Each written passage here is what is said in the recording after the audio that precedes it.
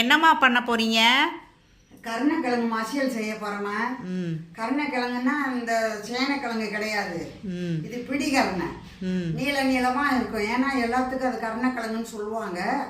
அதனால நான் இப்போ வந்து நீள நீளமா இருக்கிற கருணக்கிழங்கு அந்த கிழங்க காமிச்சுறீங்களா? கிழங்க காமிக்கிறேன்ப்பா. அதான் கட் பண்ணாம மசிக்காம வச்சிருக்கேன்.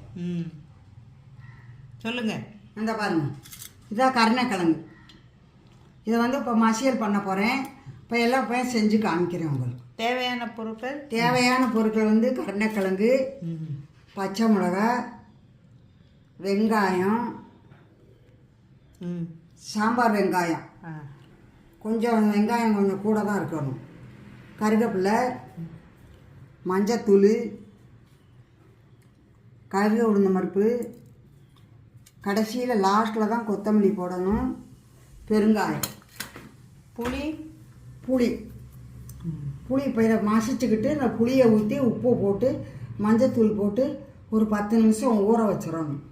அப்போ தான் அந்த ஒரு மாதிரி ஒரு இது இருக்கும், அதில் நமைச்சல் அந்த நமைச்சல் போயிடும். இந்த கிழங்கு மசிக்கிறோமா?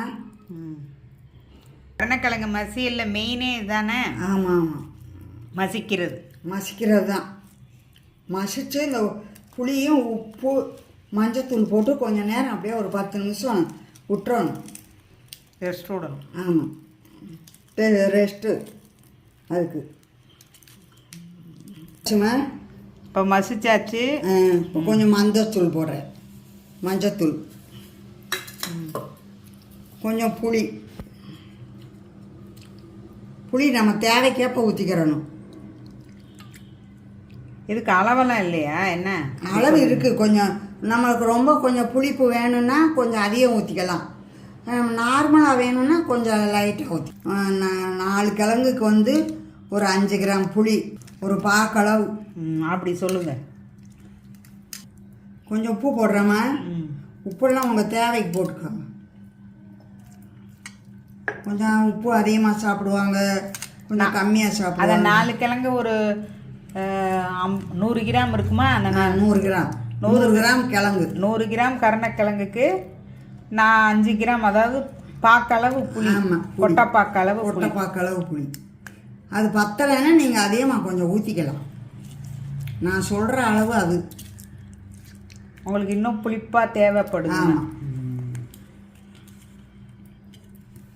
இப்போ சொல்லுங்க. இப்போ 5 நிமிஷம் ரெஸ்ட் ஆயிடுச்சாமா? இப்போ தாளிக்கிறேன். இப்போ ரொம்ப சிம்பிள். கருணக்கிழங்கு வேக வச்சு மசிச்சு மஞ்சத்தூள் உப்பு புளியை போட்டு தாளிச்சிட வேண்டியலாம். இது ஒரு தொட்டுக்கிற சூப்பராக இருக்கும். பருப்பு சாம்பாருக்கோ அல்லது இனிப்பு பருப்பு கடைவாங்க, அதுக்கு இதுக்கெல்லாம் நல்லா இருக்கும், சூப்பராக இருக்கும் தொட்டுக்கிற. நீங்கள் வேணுனாலும் செஞ்சு பாருங்கள். பாட்டி சொன்னது சரியாக இருக்கும். தேங்காய் எண்ணெய் என்னம்மா? தேங்காய் எண்ணெய் ஊற்றுறேன், ரொம்ப நல்லா இருக்கும் தேங்காய் எண்ணெய். நீங்கள் செஞ்சு பாருங்கள். கடுகு உளுந்தம் பருப்பு,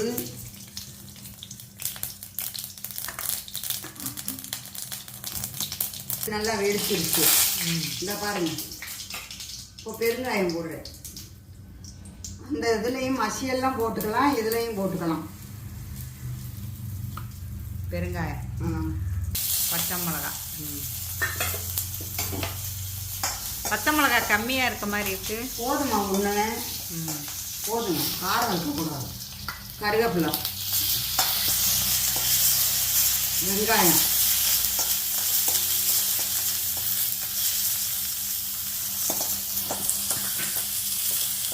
பச்சை மிளகா வாசனை வருது பாருங்க. வாசனை பச்சை மிளகா அதுக்கு நல்லா இருக்கும். தேங்காய் எண்ணெய் வாசனை வருது. தேங்காய் எண்ணெய் வாசனையும் அந்த பச்சை மிளகாவும் சேர்ந்து ஒரு நல்ல வாசனை வருதுமா. கண்ணாடி பதத்துக்கு வரங்க, அவ்வளோதான். இப்போ இந்த மசிச்சு வச்ச கிழங்க போடுறேன்.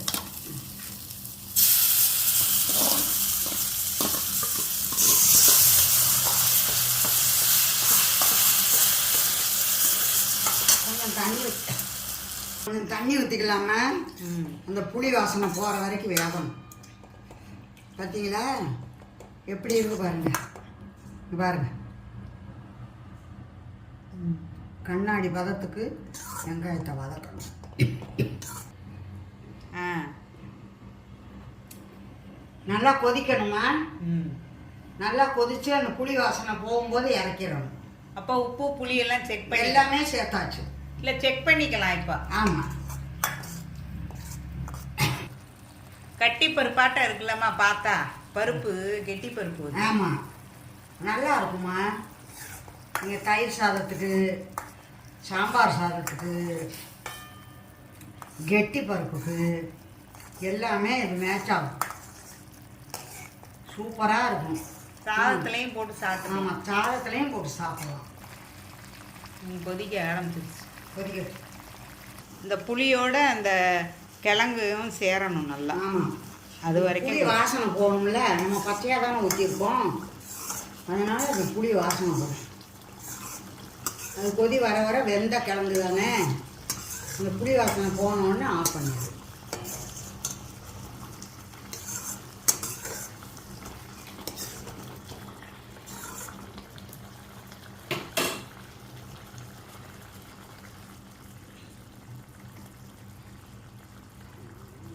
இந்த கருணக்கிழங்கு மசியல் உங்கள் ஊர் சமையலா? இல்லை, நாங்கள் எல்லாம் எப்பவுமே செய்வோம். எங்கள் ஊரில் கருணக்கிழங்கு வந்து, நாங்கள் புதுக்கோட்டையில் வந்து இது ஒரு மாதிரி 2 வகை இருக்குது கிழங்கு. அதில் ஒரு வகை வந்து கொஞ்சம் நமைச்சல் இருக்காது, விளாச்சேரி கிழங்கு. அந்த விளாச்சேரி கிழங்கு, அது பேர் வந்து விளாச்சேரி. அந்த கிழங்கு வாங்கினோம்னா அரிக்காது. நாங்கள் அதை பார்த்து வாங்கிட்டு வருவோம் சந்தையில்.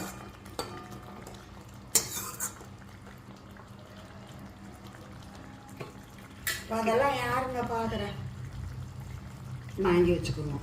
உருளைக்கிழங்கு, கருணக்கிழங்கு, சேப்பங்கிழங்கு, சேனக்கிழங்கு, வாழைக்காய் இதெல்லாம் ஒரு வாரத்துக்கு அப்போல்லாம் ஃப்ரிட்ஜ் எதுங்க, ஃப்ரிட்ஜெல்லாம் கிடையாது. இப்போல்லாம் ஆன்லைன் தான். ஆமாம், எல்லாம் அப்படியே கொண்டாந்து ஒரு பேப்பரை விரித்து அப்படியே போட்டுருவோம். தேங்காய் 3 வாரத்துக்கு, அடுத்த வாரம் அதே மாதிரி போய் வாங்கிக்கிறோம்.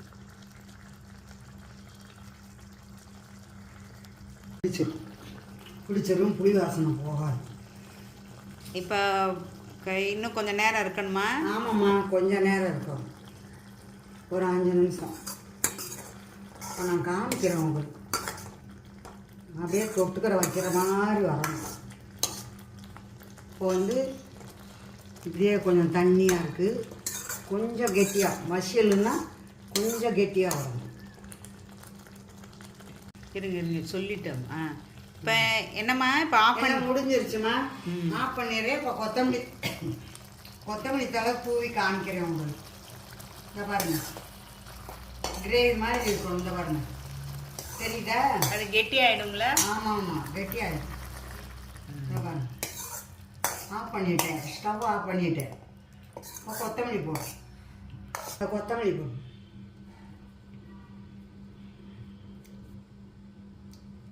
தாராளமாக கொத்தமல்லி போடலாம். ஆ சொல்லுங்கம்மா.